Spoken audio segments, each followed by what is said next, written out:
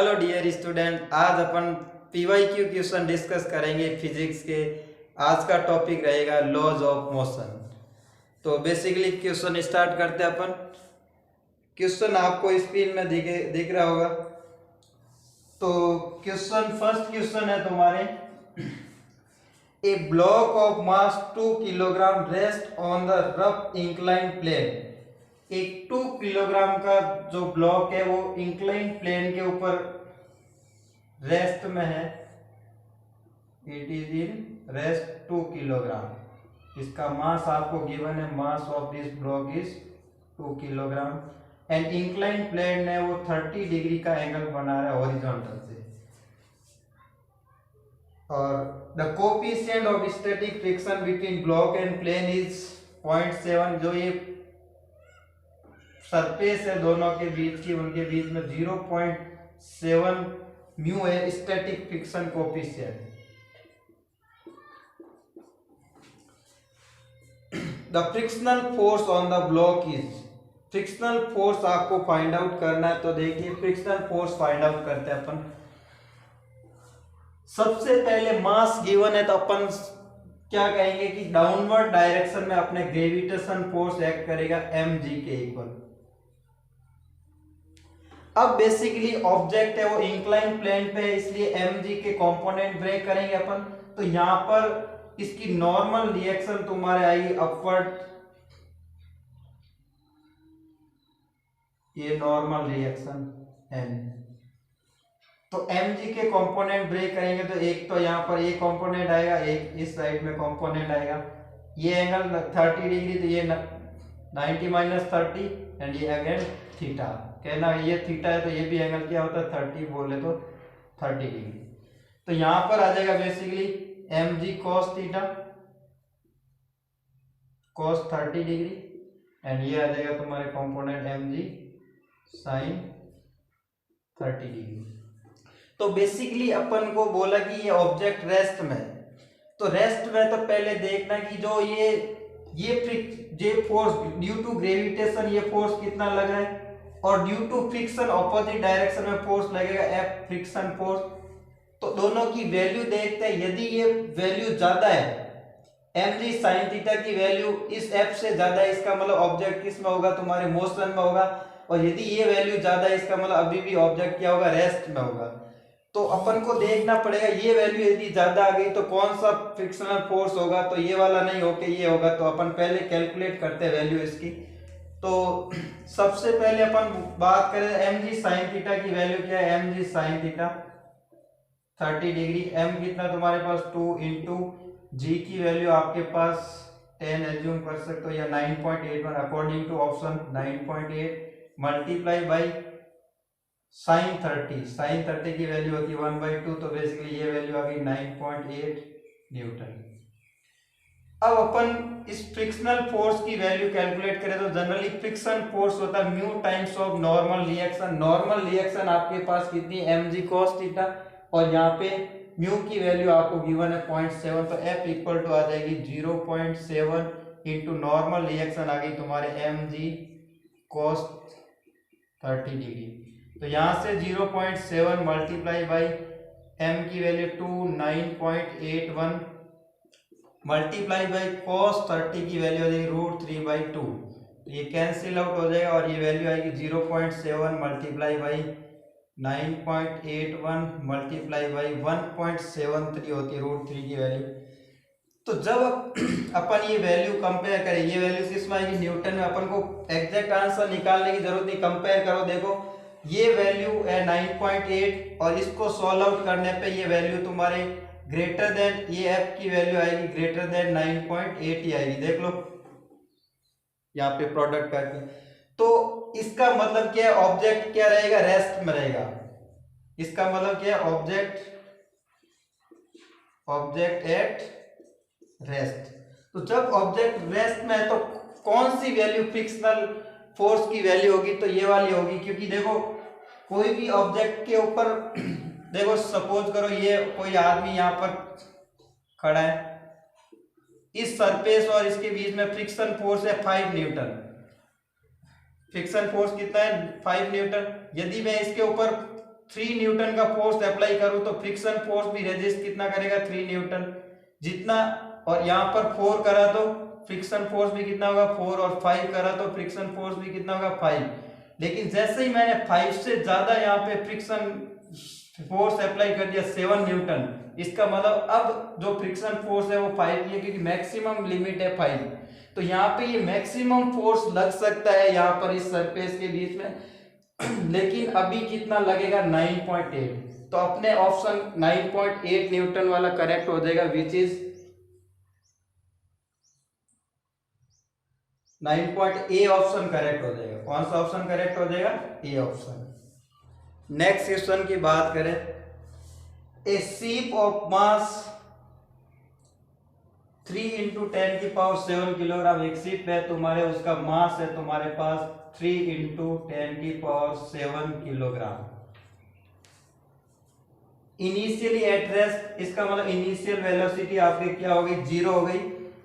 Is pulled bye a force, एक कितना Newton का फोर्स लगा रखा है 5 × 10⁴ न्यूटन फोर्स लगाया, इसको पुल किया through the distance of 3 metre S 3 metre. तो आपको assume that the resistance due to water is negligible, the speed of ship is. तो स्पीड पूछी है आपको शिप की, तो क्वेश्चन को कैसे अप्रोच करना, देखो यहाँ पर जो वाटर का जो रेजिस्टेंस है उसको इग्नोर कर रहा है, अभी आपको कंसीडर नहीं करना, तो ये सवाल और भी बहुत इजी हो गया। तो बेसिकली सबसे पहले आपको फाइंड वेलोसिटी करनी, डिस्प्लेसमेंट गिवन है, इनिशियल वेलोसिटी और फोर्स गिवन है। तो इसका मतलब आपके पास एक्सेलरेशन आ जाए तो आप निकाल सकते हो फाइनल वेलोसिटी, बोले तो एट 3 मीटर डिस्प्लेसमेंट पे वेलोसिटी। तो बेसिकली एक्सेलरेशन अपने यहाँ से आ जाएगा, बिकॉज ऑफ F = ma होता है, तो यहाँ से acceleration = force upon mass. A = force की वैल्यू आपको गिवन है 5 × 10⁴ डिवाइडेड बाय मास की वैल्यू गिवन है 3 × 10⁷।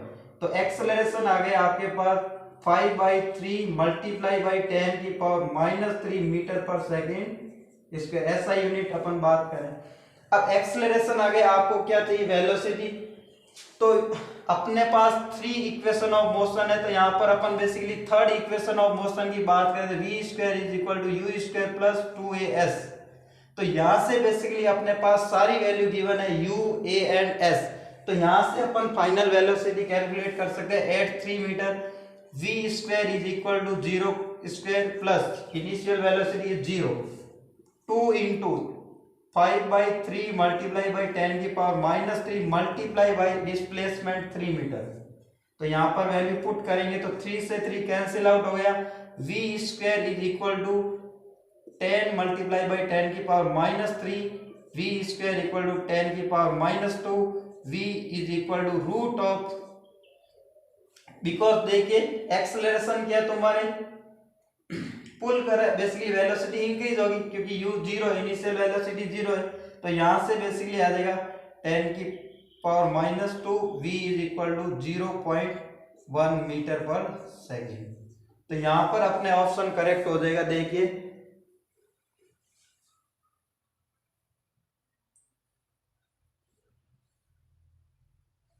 तो सी ऑप्शन करेक्ट हो जाएगा। नेक्स्ट क्वेश्चन की बात करें, क्वेश्चन का डायग्राम आपको गिवन है। क्वेश्चन के अंदर देखिए two masses m1 and m2 is 5 kilogram and 10 kilogram. m1 और m2 मास दे रखा, ये पुल्ली कनेक्टेड है और यहाँ पर दोनों की वैल्यू आपको गिवन है 5 and 10 kilogram. In extensible string और ए फ्रिक्शनलेस पुली, ये जो स्ट्रिंग है आपके पास धागा, ये इन एक्सटेंसिबल है, मतलब इसकी लेंथ इंक्रीज नहीं हो सकती, और ये पुली है वो फ्रिक्शनलेस है, pulley is frictionless. Are moving as so in figure, आपको गिवन है फिगर में, the coefficient of friction of horizontal surface is 0.15। ये जो कोफिशिएंट ऑफ फ्रिक्शन है यहाँ इसका वैल्यू है तुम्हारे 0.15। The minimum weight m that should be put on top of m2 to stop the motion is, यहाँ पर क्वेश्चन में आपको पूछा है कि m2 के ऊपर कितना मिनिमम वेट रखे ताकि अपना जो ये मोशन है वो स्टॉप हो सके। तो बेसिकली यहाँ पर इस क्वेश्चन को अप्रोच करने का ये है कि यहाँ पर जो मूवमेंट नहीं होना है, बेसिकली वेलोसिटी जीरो, तो यहाँ पे क्या है, एक्सेलरेशन जीरो है। मतलब जितना यहाँ पे ये मास इस मास को खींच रहा है उतना का उतना जो फ्रिक्शन फोर्स उधर की साइड में लग रहा है जब अपन मास को प्लेस करने पर m2 के ऊपर m की वैल्यू रखने पर, तो आपको मिनिमम वैल्यू फाइंड आउट करनी है इसकी, मिनिमम वैल्यू फाइंड आउट करनी दैट ये सिस्टम क्या रहे, रेस्ट में रहे। तो बेसिकली सबसे पहले अपन को दो कंडीशन दे रखी है, स्ट्रिंग है वो इनएक्सटेंसिबल है और ये पुली है वो फ्रिक्शन लेस है। जब पुली फ्रिक्शन लेस होती तो जितना टेंशन इस स्ट्रिंग में डेवलप हुआ उतना का उतना टेंशन यहाँ पर डेवलप होता है। क्लियर है बात। अब अपन को आगे देखिए, ये वैल्यू अपने यहाँ पर ये m1g लगेगा ग्रेविटेशनल फोर्स। तो बेसिकली यहाँ पे ये सिस्टम क्या है, रेस्ट में है। इफ ये सिस्टम क्या है, रेस्ट में है, तो यहाँ पर जो नेट फोर्स क्या होगा, जीरो, एफ नेट क्या होगा, जीरो। तो बेसिकली क्या होगा, T इक्वल टू m1g। तो T की वैल्यू बेसिकली आ गई m1g। सेकंड थिंग की बात करें, जो ये टेंशन है सेम वैल्यू जितनी ये m1g है उतना का टेंशन यहाँ लगने वाला है। अब यदि इस मास को m पुट करने पे यहाँ पर फ्रिक्शन फोर्स इस साइड में लगेगा, ऑपोजिट डायरेक्शन में मोशन का अपोज करेगा। तो यहाँ पर बेसिकली इफ सिस्टम क्या रहे, रेस्ट में रहे, तो if system is in rest then we can say F is equal to T। या फिर मिनिमम वैल्यू फाइंड आउट करनी है, इसका मतलब जो वैल्यू होगी तुम्हारे जस्ट इक्वल वाला होगा। ज्यादा के लिए सपोज करो m की वैल्यू ज्यादा है तो ये बेसिकली ये कंडीशन होगी, फॉर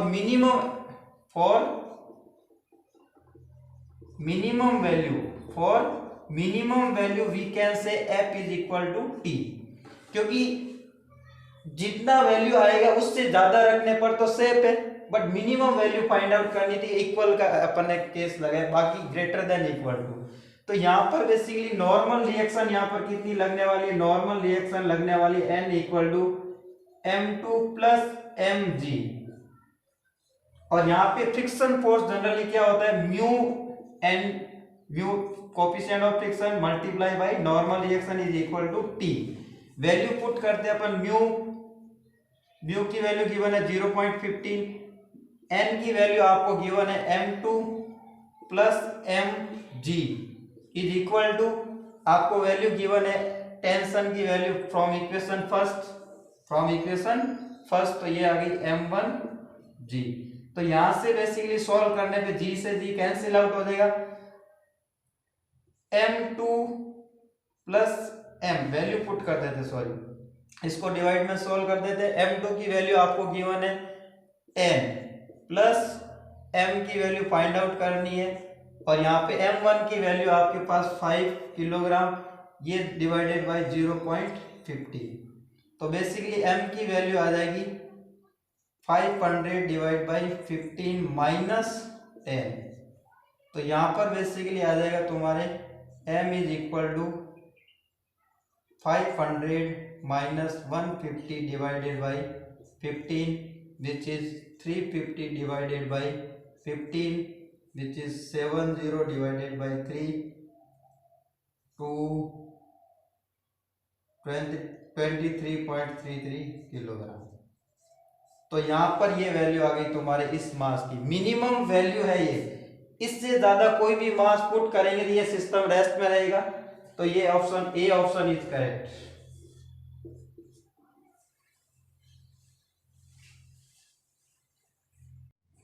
नेक्स्ट क्वेश्चन डिस्कस करते हैं बच्चों। ए बुलेट ऑफ मास 20 ग्राम, एक बुलेट है आपके पास 20 ग्राम मास है, इनिशियल स्पीड ऑफ 1 मीटर पर सेकेंड है, इनिशियल स्पीड आपको गिवन है 1 मीटर पर सेकेंड।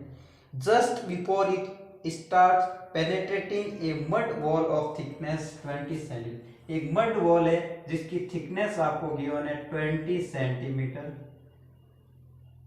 जस्ट पेनिट्रेट करने से पहले ये वेलोसिटी और मास इसका गिवन है। If the wall offers A mean resistance of 2.5 2.5 multiply by 10⁻⁻2 Newton.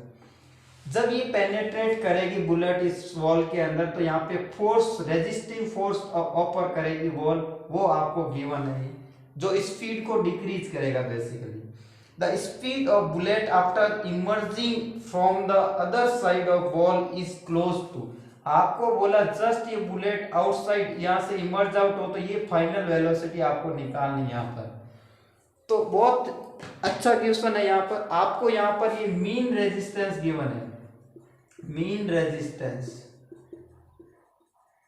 मतलब ये रेजिस्टेंस यहाँ पर कम ज्यादा है, लेकिन आपको एवरेज रेजिस्टेंस दे दिया है। तो यहाँ पर बेसिकली जो रिटार्डेशन होगा, वेलोसिटी डिक्रीज होगी, वो एकदम कंटिन्यूसली डिक्रीज होगी यूनिफॉर्मली, क्योंकि फोर्स क्या है, कांस्टेंट है। तो फोर्स कांस्टेंट है तो यूनिफॉर्मली एक्सेलरेटेड मोशन होगा यहाँ पर। तो यहाँ पर बेसिकली मैं एक्सेलरेशन की वैल्यू कैलकुलेट कर सकता हूँ यहाँ से, फोर्स से, क्योंकि मास पता है, तो एक्सेलरेशन आ गया तो रिटार्डेशन की वैल्यू आराम से कैलकुलेट कर सकते हैं अपना। तो यहाँ पर बेसिकली एक्सेलरेशन की वैल्यू आ जाएगी -f/m,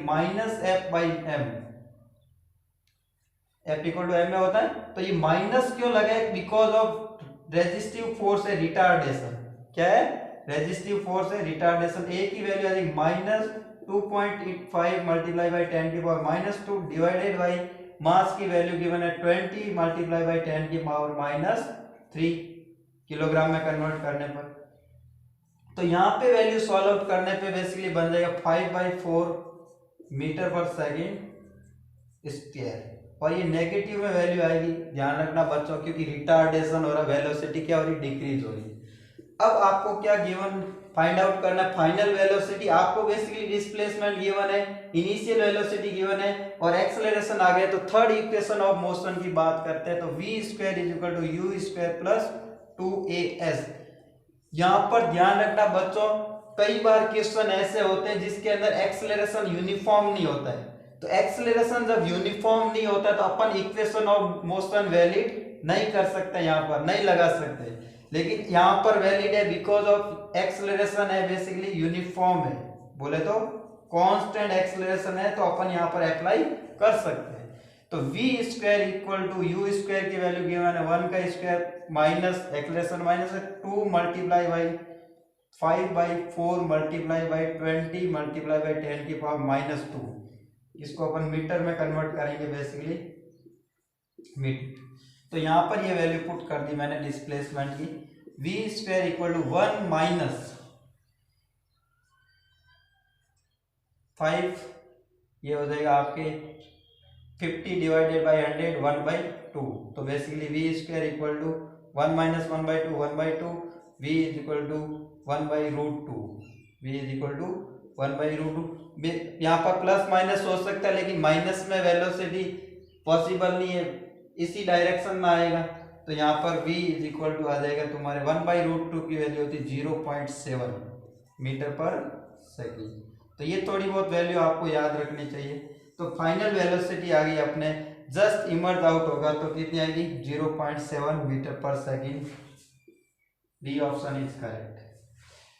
बच्चों ऐसी सीरीज आगे से आगे कंटिन्यूस रहेगी। जेई के सारे previous year question topic wise करेंगे। अभी मैंने लॉ ऑफ मोशन के क्वेश्चन करे। Thank you for watching. Okay.